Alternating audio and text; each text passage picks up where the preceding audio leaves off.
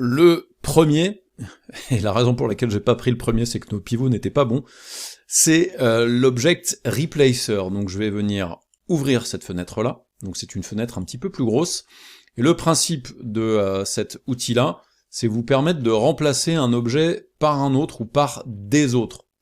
Donc là, par exemple, ce que je veux faire, c'est sélectionner la chemise et la rajouter dans les objets de remplacement. Donc si je sélectionne la chemise, je peux cliquer sur Add, qui me rajoute donc cette chemise-là. Et ensuite, je peux venir sélectionner ces deux éléments-là, et ce que je peux faire, c'est faire un Start Preview, qui me permet tout simplement de voir qu'est-ce qui va remplacer l'objet que j'avais sélectionné. Et là, du coup, vous voyez que ça m'a permis de remplacer mes deux draps par des chemises.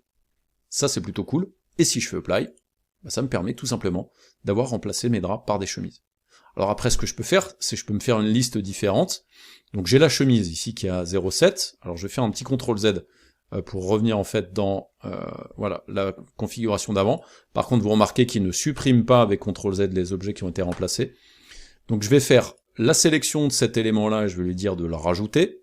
La sélection de cet élément-là pour le rajouter. Donc du coup, vous voyez que j'ai trois options différentes. Et du coup, ce que je vais faire, c'est que je vais lui dire 33% de chance de faire la chemise, 33% de chance de faire la serviette 20, 33% de chance de faire la serviette 25.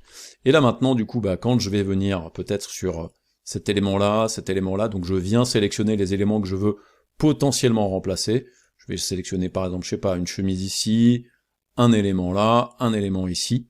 Et là, du coup, si je commence à faire Start Preview, là, du coup, vous voyez qu'il me change les différents éléments.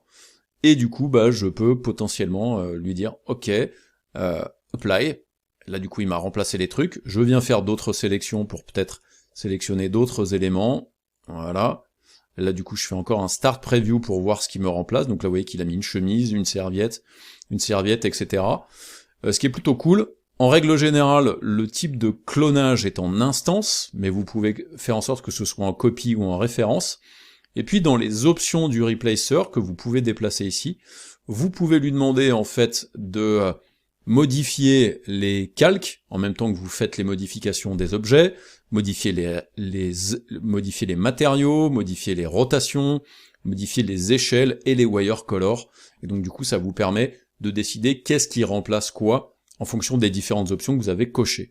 Donc ça c'est plutôt pas mal, je vais faire un Apply et comme ça m'a permis de donner des variations. Donc voilà encore un autre petit Power Tools de Corona qui est extrêmement pratique quand justement vous avez besoin de faire des modifications multiples de plein d'objets.